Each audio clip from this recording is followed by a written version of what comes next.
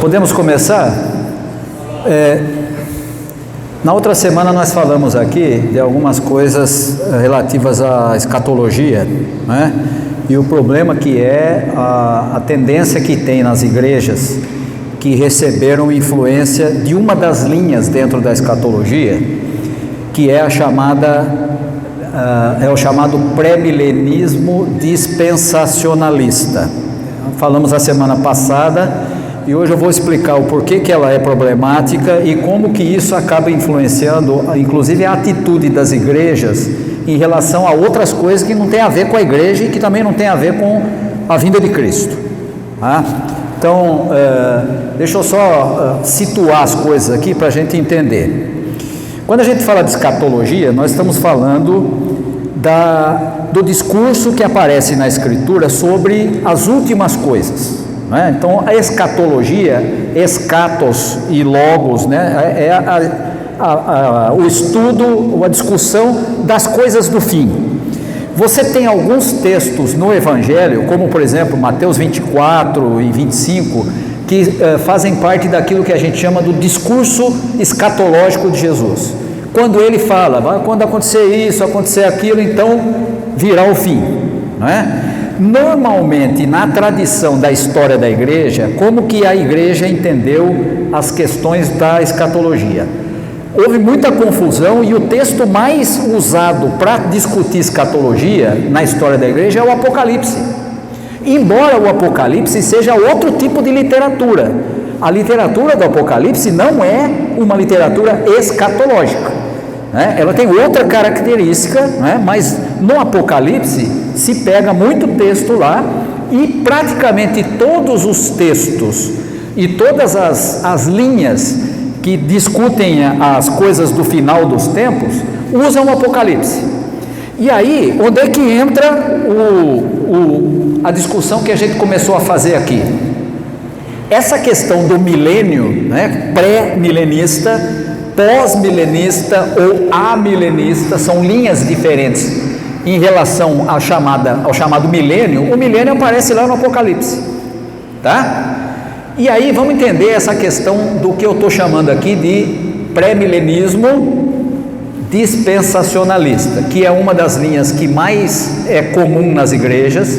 A maioria das igrejas hoje, num certo momento, acabam adotando esse tipo de linha, e ela tem um monte de problemas, e alguns problemas são muito complicados, tá? Se você for lá para o Apocalipse, você tem uma linha, digamos assim, dos acontecimentos, já que a gente está dizendo que é a partir do Apocalipse que se faz essas discussões. Se você pegar lá no Apocalipse, né, você vai encontrar uma sequência. Sequência é o quê?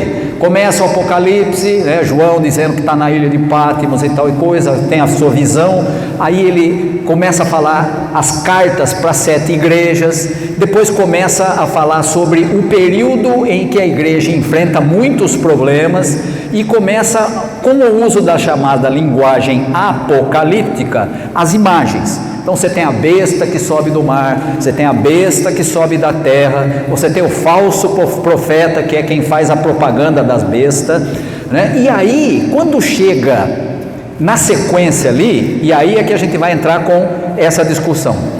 Você tem 2 eventos que aparecem no Apocalipse que são fundamentais para você entender as teorias que se faz sobre a escatologia. Um é a chamada grande tribulação e o outro é o milênio, né? O milênio é descrito no Apocalipse como um período de paz, 1000 anos de paz, que a igreja vai ter tranquilidade, vai ser tudo maravilhoso, nada vai ter problema, e Cristo vai estar reinando no milênio, tá? Mas antes do milênio no Apocalipse aparece um período chamado de grande tribulação, tá? Que aparece ali como um número que seria uma semana, né? E aí você tem a discussão se é uma semana, se são 7 anos, e tem uma discussão imensa sobre a simbologia ali, mas são 2 eventos que aparecem no Apocalipse e que são importantes para a discussão da escatologia. O milênio e a grande tribulação. Quando eu falo aqui da chamada do pré-milenismo dispensacionalista, que a gente fez menção na semana passada, o que a teoria do pré-milenismo dispensacionalista diz? Divide a história em dispensações.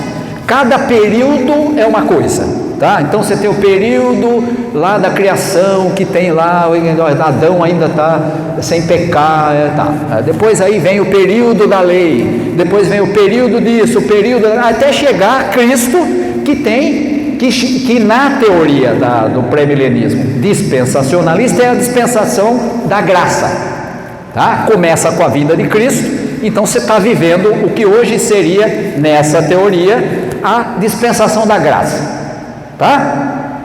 E aí, quando chega na questão do milênio e da grande tribulação, o que essa teoria faz? Primeiro, ela diz que a igreja vai ser retirada da terra, né? E ela não vai enfrentar a grande tribulação, tá? Por isso aquela história que a gente comentou a semana passada aqui, da chamada arrebatamento.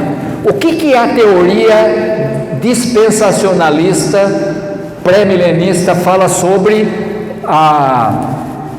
o arrebatamento? Como a igreja é fiel a Deus, duas aspas bem grandes nessa fiel aí, tá? Mas, como a igreja pertence a Deus, então, essa teoria que foi criada nos Estados Unidos diz o quê? Não, você não vai colocar a igreja para passar pela tribulação, né? Porque ela é fiel. Então o que a teoria faz? Cria a ideia de que Jesus não vem uma vez, vem duas. Essa é a linha dispensacionalista. Primeiro ele vem só para a igreja, que é antes da tribulação. Então é aquela história que você já viu, tem até música que fala isso, né? A gente não usa aqui na igreja, mas tem gente que gosta, né? O mercado está vazio, seu barulho já parou, aviões sem seus pilotos caem para a destruição, o rei está voltando, né? O que é isso? É a primeira vinda de Cristo. O que é a primeira vinda? É uma vinda escondida. Jesus só vem para a igreja, tá? Isso eu estou falando, isso é dentro da linha dispensacionalista. Então, para a igreja não passar pela tribulação, nós estamos nos últimos tempos, e aí de repente some a igreja. Por quê? Porque a igreja foi arrebatada. Então ela vai para junto de Deus, vai encontrar com o Senhor nos ares, e vai usar a expressão lá do Evangelho para dizer que a igreja vai encontrar com o Senhor nos ares, e aí então ela não passa pela grande tribulação, tá? A grande tribulação fica para quem ficou na terra, que não é a igreja, né? E depois da grande tribulação, outra vinda de Cristo. Por quê? Porque agora começa o milênio, né? Então, você percebeu, na teoria dispensacionalista, pré-milenista, Jesus veio uma vez, ensinou o Evangelho, pregou o reino de Deus, morreu, ressuscitou. A vinda de Cristo é duas. Ele vem escondido para a igreja, que é o arrebatamento, e depois ele vem em glória, todo olho verá, está lá no texto bíblico, todos verão e tal coisa. E aí começa o reino do milênio.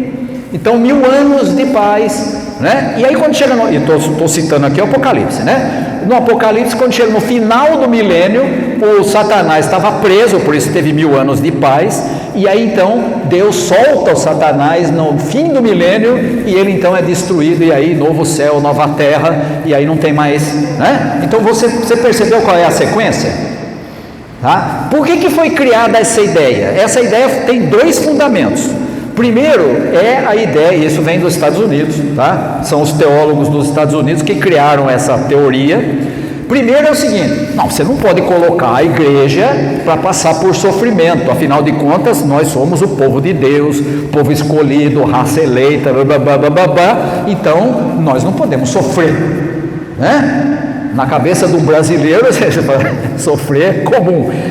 Na cabeça de um norte-americano, ele nem sabe que existe o ser, né? Nem sabe que Brasil, nós já tivemos o exemplo aqui de um presidente que veio aqui, povo da Bolívia, né? Não sabe distinguir um país do outro, essa é outra história, né? Mas só para você perceber o que? Para a mentalidade do norte-americano, que já se vê como diferente do resto do mundo, ele acha que ele é povo escolhido, isso tem um nome, né? Na sociologia isso tem um nome, isso chama-se destino manifesto, né? Hoje é discutido, inclusive já há muitos anos, né? A teoria de que o norte-americano, ele se vê como diferente do resto, ele é um povo especial, é um povo de Deus, só que é de Deus até a página 3, né? Por quê? Porque é só você dar uma olhadinha para a sociedade norte-americana, o que mais tem lá é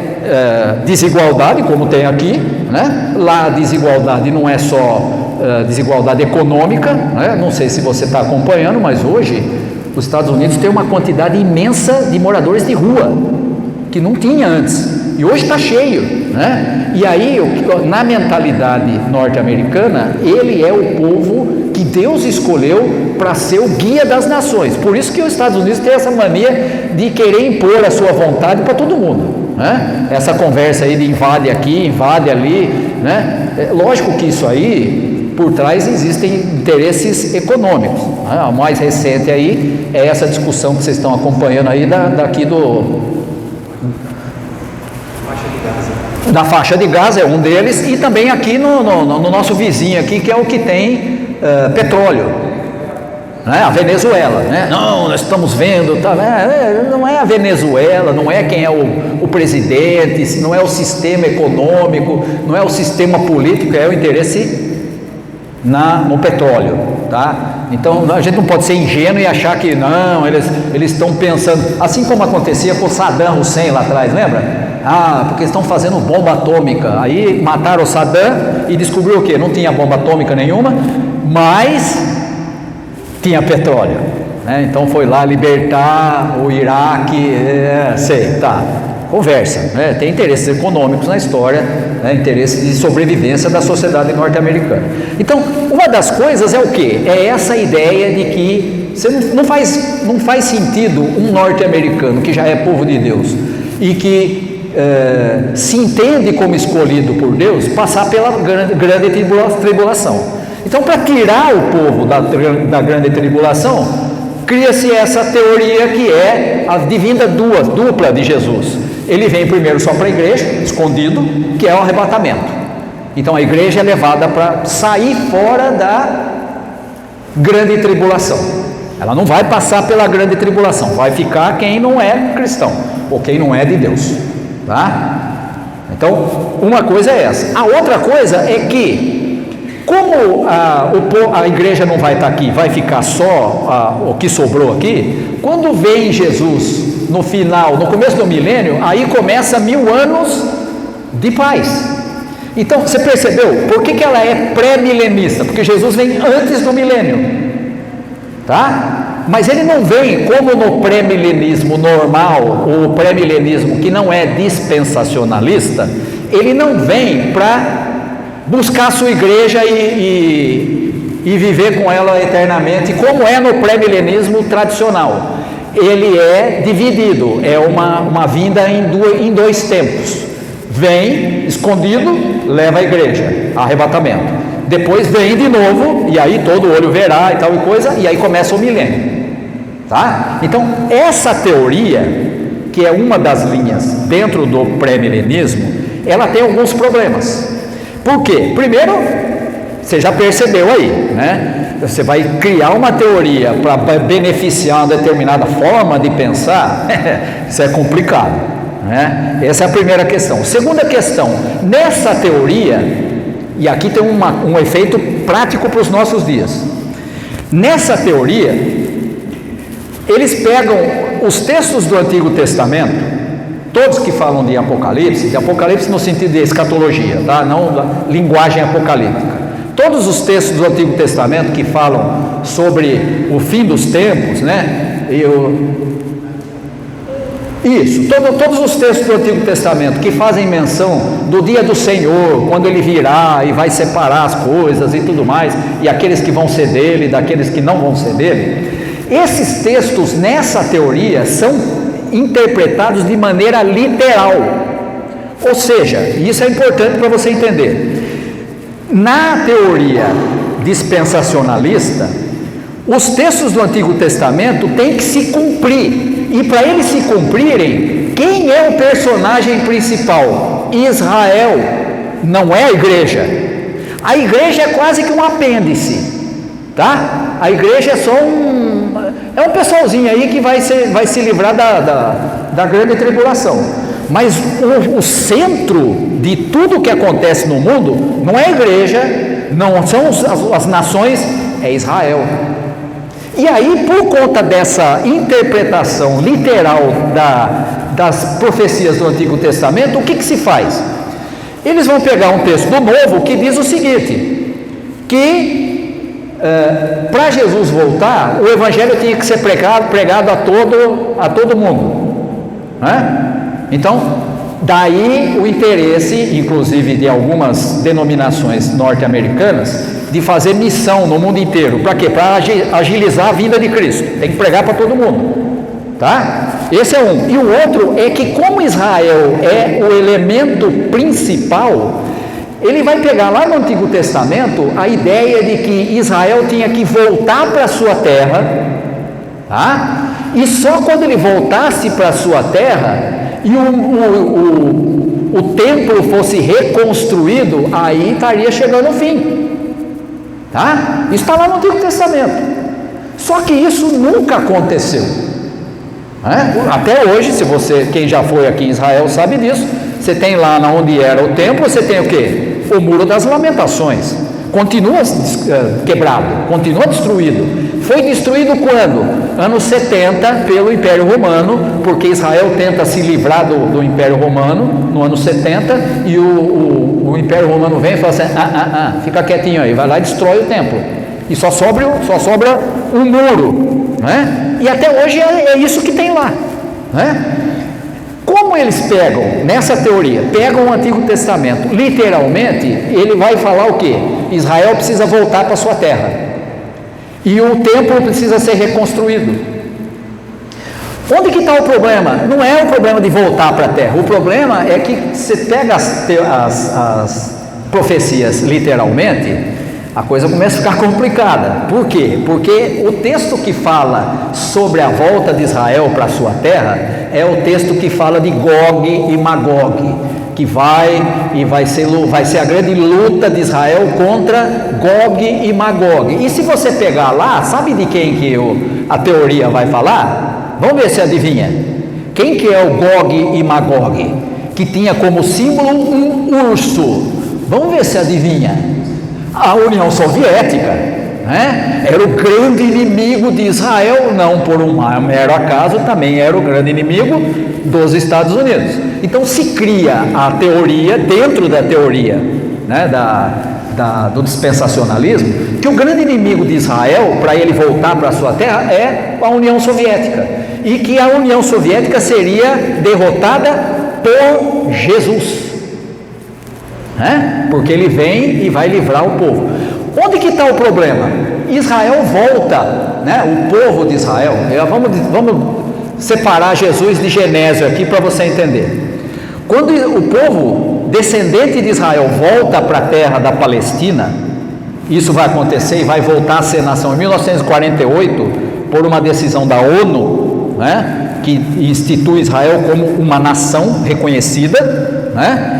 Isso não começou em 1948, esse movimento começou no final do século XIX, né? E ali que é o movimento sionista, que é o que hoje manda em Israel, né? O movimento sionista é um movimento político, é uma linha política que adota a ideia de que Israel continua sendo povo de Deus, o resto não interessa, o resto é resto.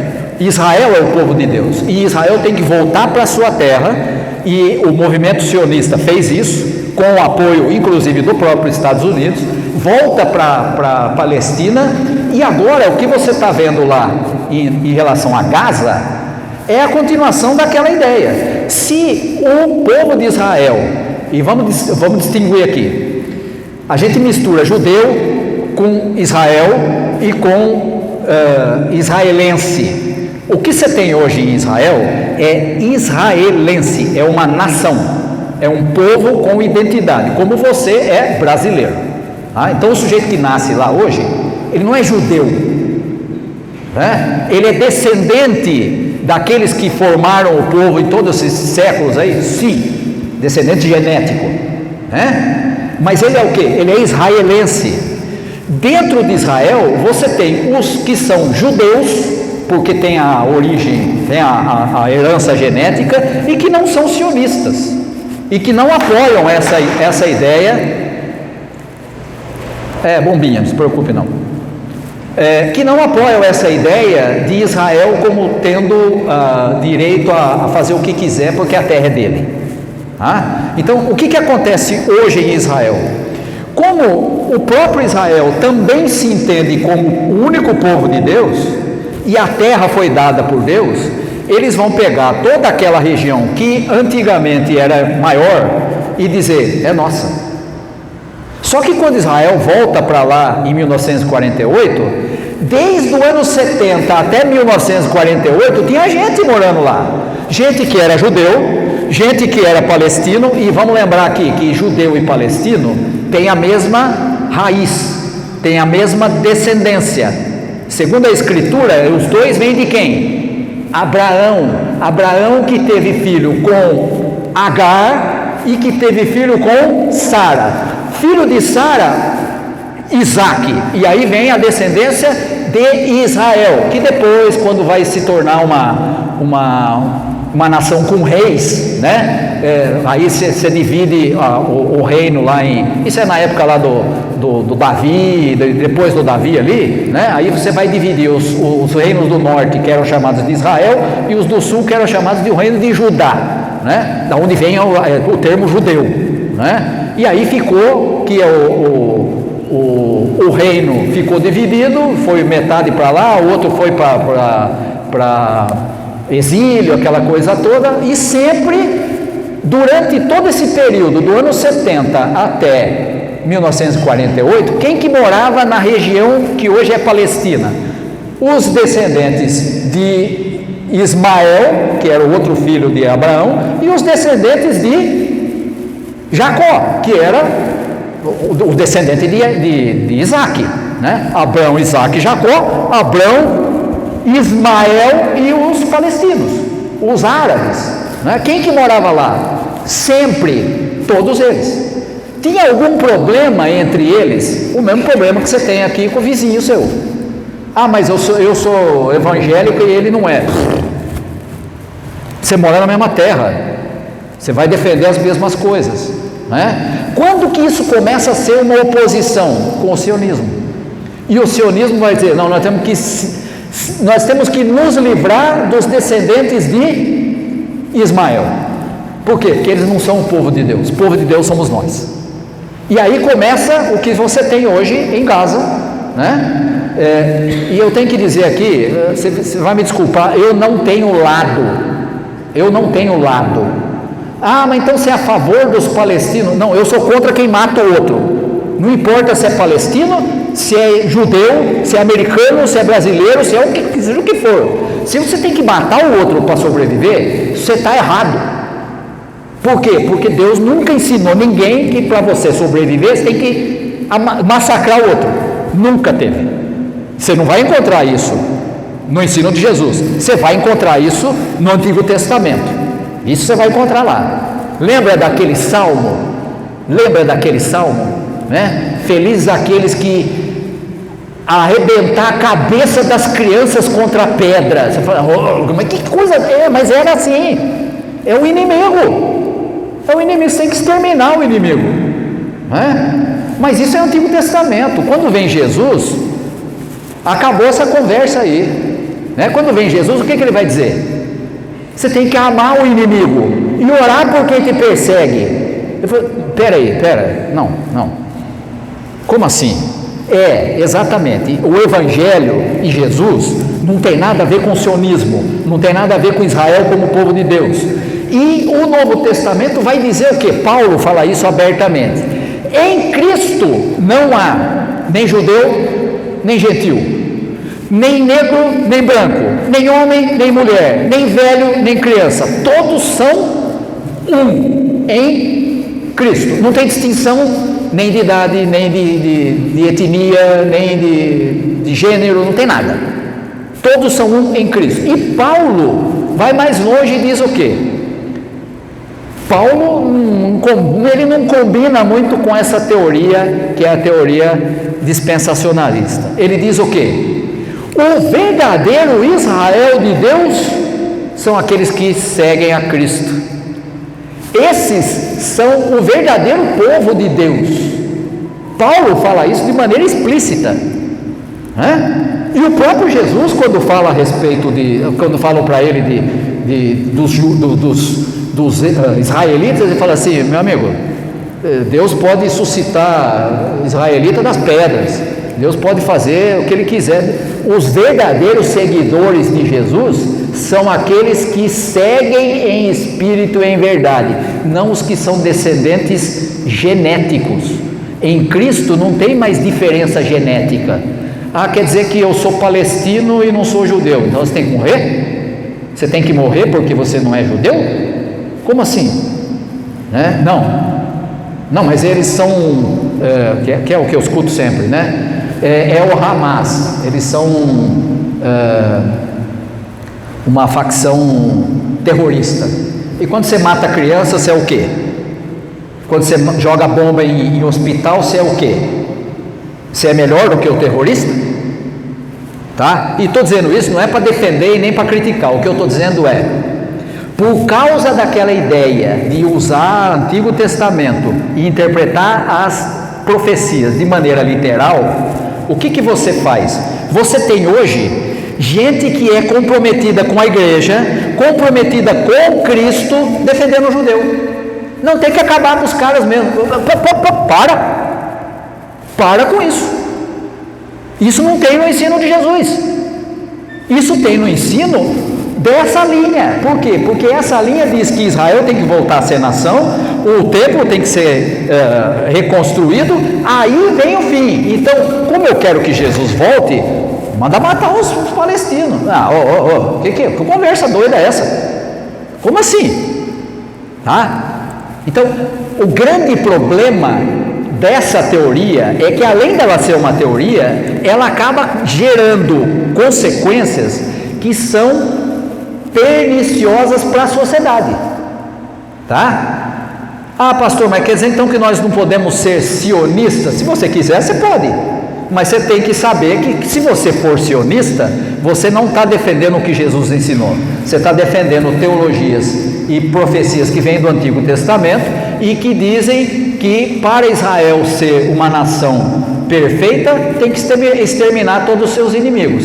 Se você achar que exterminar inimigo está legal e combina com o ensino de Jesus, você pode ser sionista, sem problema. Se você for seguidora de Jesus, ou seguidor de Jesus, você vai dizer: sinto muito, mas eu não posso apoiar nem quem faz terrorismo e nem quem mata criança e idoso em hospital. Não dá. Tá? Pode falar. Você tem que falar no microfone aí, porque senão não sai no meu aqui, não sai a pergunta ali. Só um adendo sobre a questão sionista. Ela nasce no final do século XIX, e com o intuito, inclusive, de preservação cultural do povo. Havia já o início de uma segregação dos judeus. Aí começa, não lembro o nome da obra inicial lá, mas um pensador judeu escreve da necessidade do povo judeu ter um estado próprio para poder se precaver dessa perseguição. Mas, inclusive, não tinha, naquele momento, uma referência tão explícita como a região seria. Tanto que, na criação do Estado de Israel pela ONU, cogitou-se outros locais. Cogitou-se a Argentina, cogitou-se a África, cogitou-se outros locais. E acabou ficando na Palestina, com a negação de ser tradicional e cultural, mas é porque nós somos da Inglaterra. Sim. Então era mais fácil. Sim. Porque na época quem dominava a região era a Inglaterra, e a Inglaterra disse o quê? Pode voltar para lá. Inclusive, o movimento dos unidos inicial arrecadava fundos para compra de terras para a fundação do Estado. Então, assim, de certa forma, podemos até ter críticas sobre essa visão de mundo, né? Mas ela não tinha o objetivo inicial do que tem hoje o significado civil. Sim, sim, você tem razão. E aí, o que acontece? Quando você pega uma teoria como essa, que vai dizer que Israel precisa estar na sua terra, e aí Israel volta a ser uma nação em 1948, e aí começam a dizer, não, já que nós estamos aqui, nós vamos voltar, que é o grande sonho de Israel desde sempre, né? Você deve se lembrar que a bandeira de Israel antiga, né? Hoje a bandeira de Israel, você já viu como é que é a bandeira de Israel hoje? Ela tem uma estrela de Davi no meio e tem uma lista assim e outra assim. Na época em que era Davi, era a mesma estrela, mas tinha uma lista em diagonal aqui e outra diagonal aqui. Onde é que está a diferença? Hoje, Israel vai só naquele pedacinho ali, né? E ele está tentando ampliar, dominando a faixa de Gaza.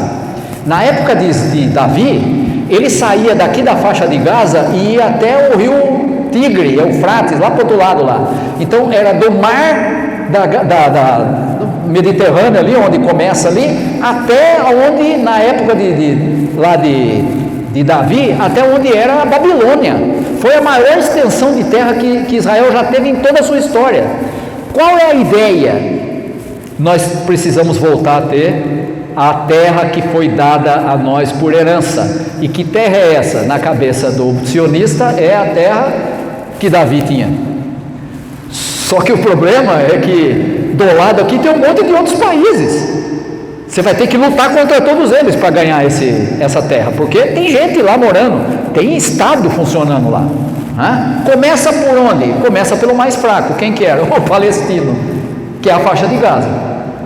Então, se você pensar a partir do que é a expectativa judaica de restauração da sua propriedade, faixa de Gaza é só o começo, é só o que está começando, porque vem mais coisa para frente lá, tá? Onde que está o problema dessa teoria? São dois principais. Primeiro, Israel volta a ser o povo de Deus, não mais a igreja. Você, meu amigo, e todos os que creem em Cristo, você é um apêndice. Deus lida no mundo não com a igreja, Deus lida com Israel. Você é só um apêndice. Tanto que quando chegar a hora da coisa apertar, ele vem buscar você, leva a igreja, né, que é o arrebatamento, e você nem vai estar aqui. Você só vai voltar depois para participar do milênio. Tá? Então isso faz com que a igreja deixe de ser povo de Deus. O povo de Deus é Israel, tá? Isso é uma contradição com o Novo Testamento, óbvia, explícita. Por quê? Porque Paulo disse, como eu falei aqui, Paulo disse que o quê? O verdadeiro Israel de Deus é formado por aqueles que creem em Jesus, tá? Então esse é um problema seríssimo. A igreja não tem mais importância nenhuma, né? Inclusive nem na história, nada disso tem importância, porque o povo de Deus, nessa teoria, o povo de Deus é Israel. Você não tem importância nenhuma, e nem o que você crê também não vale nada, né? O importante é restaurar lá Israel, tá? Esse é um problema. Outro problema sério são as consequências na sociedade atual, que são vindas desse tipo de ideia. Então hoje, com essa guerra que tem lá, e você não pensa, Israel está combatendo a Palestina, né, os palestinos. Quem que está dando apoio para Israel? Estados Unidos. Por um mero acaso, que não é acaso nenhum, né? Quanto tempo os Estados Unidos participa de guerras e invasões em regiões do mundo? Desde sempre, né? Você quer que eu te dê um exemplo muito simples? Aqui no Brasil, só teve golpe de 64 porque teve apoio dos Estados Unidos, virou uma ditadura militar. né? Apesar de até hoje ter gente que não aprendeu história dizendo que não teve, não foi revolução, não foi ditadura. Foi ditadura, teve gente morta, teve gente da IPU que sumiu e nunca descobriram onde é que está o corpo do sujeito. Por quê? Porque ele não era a favor da ditadura militar, entendeu? Houve ditadura no Brasil de 64 até a abertura em 85 e depois 89 com a nova Constituição, com apoio dos Estados Unidos. E vira e mexe, ele está aqui. Ele vai lá, mexe no Iraque, ele vai lá, mexe no Afeganistão, ele vai ali, agora está aqui com a Venezuela, né? E está lá na Palestina, né? Quer dizer, ele tem interesse nisso, né? O interesse dos Estados Unidos não é um interesse político, não é um interesse eu estou ajudando a vinda de Cristo. Não, ele tem interesse bélico, porque a maior indústria dos Estados Unidos é a indústria bélica. Ela produz, e aí o que tem que fazer? Precisa usar, porque se não usar não tem mais dinheiro para fazer mais. E onde que você vai usar? Dentro dos Estados Unidos? Não, joga lá não sei na onde. Aqui não, né? Que é o que os Estados Unidos faz desde sempre, né? Oh, pastor, então você é contra os Estados Unidos? Não se trata de ser a favor ou contra, se trata da gente perceber como é que as coisas funcionam, e é assim que funciona. Os Estados Unidos é o maior produtor de armamento no mundo, e se ele não usar, ele não pode ter um novo orçamento para fazer mais. E aí o que ele faz? Usa em algum lugar, né? Uma hora é na África, outra hora é na Ásia, outra hora é aqui na América Latina, outra, entendeu? Como é que é? Tá certo? E aí, onde que está o problema então dessa teoria? Primeiro, você não tem, vamos falar agora em termos teológicos, não tem nenhuma evidência em nenhum texto da Escritura de vinda em dois tempos de Jesus. Quando Jesus fala que ele voltaria, ele diz: quando o Filho do Homem vier, todo olho verá. Tem nada desse negócio escondido, leva aqui, some mesmo, não tem isso, né? Não tem. Quando o Filho do Homem voltar, isso está lá em Mateus, tá? Você pode depois lá dar uma lida lá, 24 e 25, né? Jesus usa toda aquela linguagem escatológica, o sol vai escurecer e tal, e fogo descendo do céu, e aí vem o Filho do Homem. E quem que vai ver o Filho do Homem? Todo olho verá. Então essa conversa de dividir, vem só para a igreja escondido e depois vem, não tem na Bíblia. Isso é invenção, tá? Isso é invenção. Isso é fruto daquele negócio, nós não queremos participar da grande tribulação, então vamos dar um jeitinho aqui de inventar uma forma de sair fora. Aí inventou essa teoria, tá? Essa é uma questão. A outra questão teológica é que quando você parte para essa linha, você joga fora a igreja e não tem mais povo de Deus a não ser Israel. A igreja vira um apêndice sem importância. Se você acredita nisso, você devia pegar e se tornar um prosélito judeu, porque você está adotando uma linha que não é cristã, né? Não tem nenhum problema com quem é prosélito judeu, né? Está cheio de igreja aí, inclusive do próprio judaísmo, que você pode ir lá, eu quero ser judeu por adoção, né? É o prosélito, né? Já tinha na época de Jesus e continua tendo hoje. Agora, se você é cristão, não combina, né? O povo de Deus, a partir do Novo Testamento, é formado por aqueles que creem em Jesus Cristo e vivem aquilo que ele ensinou, que é diferente do que tem no Antigo Testamento. Antigo Testamento é lei, são os profetas. Novo Testamento, onde é que está a lei para o cristão? Sermão do Monte, 5, 6 e 7 de Mateus. Você quer seguir a Cristo? Lê os 3 capítulos e faz o que está lá. Não precisa mais que aquilo. O resto tudo é perfumaria, né? O resto tudo é detalhe. Se você for o que está ali, 5, 6 e 7 de Mateus, Jesus ensinando como é que é fazer parte do reino, você é cristão. Ah, mas e o Antigo Testamento? O Antigo Testamento é excelente para você não inventar novas divindades, para você entender que Deus é um só, Pai de nosso Senhor Jesus Cristo, e Ele veio, deu a sua vida pela igreja, e aqueles que seguem o seu exemplo são dele, ponto. É para isso que serve o Antigo Testamento, para você não virar politeísta. Deus é um só, Pai de Jesus Cristo, e nós seguimos o exemplo do Filho, ponto, né? Ah, mas e o resto lá? E o resto lá é para judeu, é para povo de Israel. Você é povo de Israel? Não, você é o povo de Israel de Deus, Novo Testamento, é o povo que crê em Jesus, vale o que Jesus ensinou, e depois Paulo vai interpretar e dizer para você, ó, nisso aqui você vai para cá, naquilo ali você vai para lá, estou interpretando o que Jesus ensinou, dentro do contexto dele. Isso é Paulo, né? É Novo Testamento. Ah, pastor, você está querendo dizer que o Antigo Testamento serve para nada? Serve, é ele que dá base para o Novo, mas não queira pegar o Antigo Testamento como base para a fé, porque a fé no Antigo Testamento era troca. Eu faço, Deus me abençoa, eu não faço, Deus não me abençoa. Se eu fizer direito, Ele me abençoa, se eu fizer errado, Ele me pune. É lei. E Jesus? Jesus não é lei, é graça. Você não vai fazer, você não vai conseguir, você continua desobedecendo, mas Deus adota você como filho assim mesmo, e você continua sendo filho, ainda que não seja obediente como devia. Isso é graça. Você foi salvo por causa de Cristo, não por causa da sua obediência. Obediência é coisa da lei. No Novo Testamento não é a sua obediência, a sua fidelidade é por causa da graça de Deus. E quando você obedece, é porque você foi obediente por causa da graça, por causa da fé que você recebe dele. É Ele quem toma a iniciativa, é Ele quem te salva, é Ele quem te sustenta.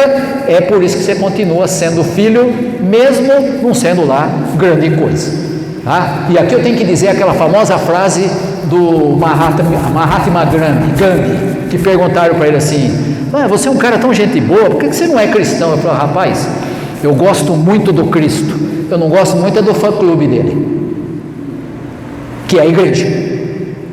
Se você dá uma olhadinha para a igreja na nossa sociedade atual, você vai ver que tem gente que se diz cristão defendendo um discurso de ódio. Tem que acabar mesmo, tem que matar mesmo, né? É isso aí, né?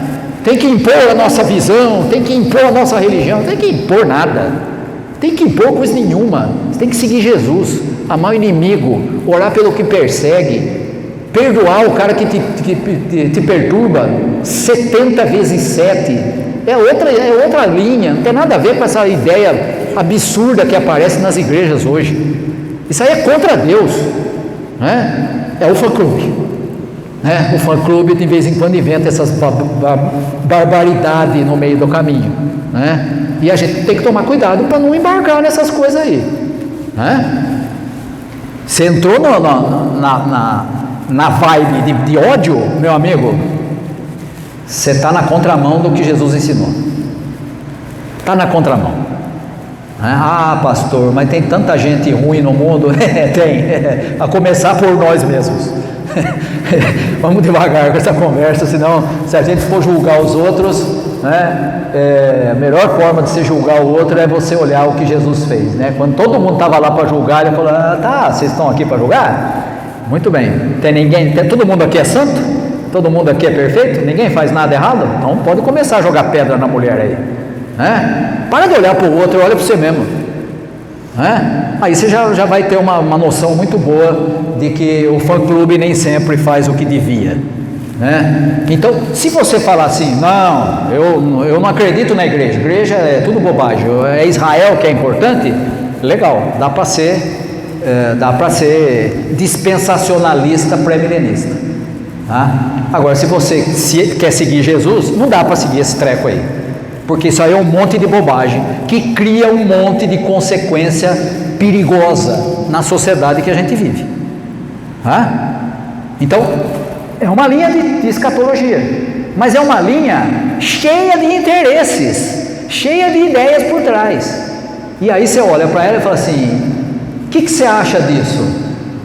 O grande problema, e com isso eu fecho a nossa conversa aqui, o grande problema é que essa linha foi divulgada aqui no Brasil há muito tempo, e está cheio de gente nas igrejas que gosta dela, e acha: não, é isso mesmo, Ó, que bom que está lá, que bom que Israel voltou a ser lá para estar na sua terra, porque é sinal que Jesus está quase vindo, né? Eu prefiro o que Jesus falou, né? Jesus diz o quê?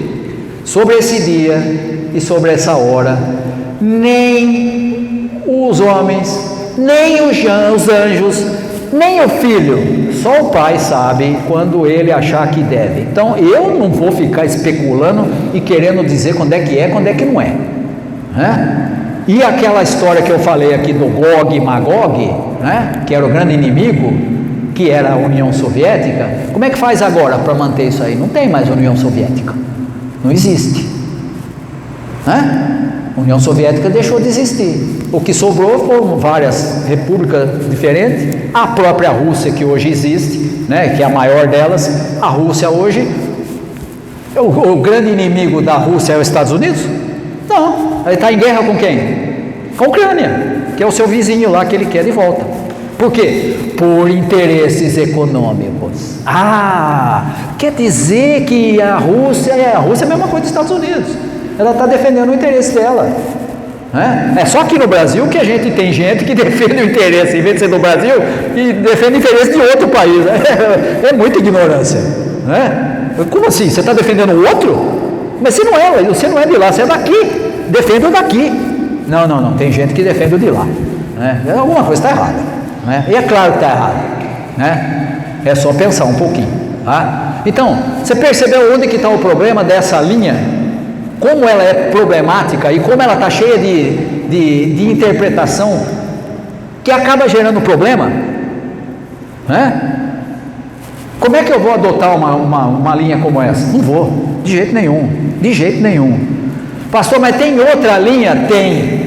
Tem a pré-milenista, que não é dispensacionalista, tem a pós-milenista e tem a amilenista, mas sobre essas eu vou falar na semana que vem, tá? E vou explicar para você que são linhas distintas e você pode escolher o que você quiser, não tem problema.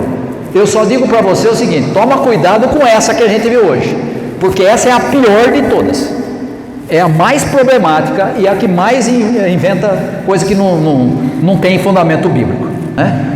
Isso que a gente viu aqui nessa teoria tem tudo, menos lugar para o Evangelho, e por isso que não dá para aceitar, tá? Muito bem, semana que vem a gente vai falar sobre as outras linhas, né, as 3 outras linhas, de maneira bem simples, para você entender, tá bom?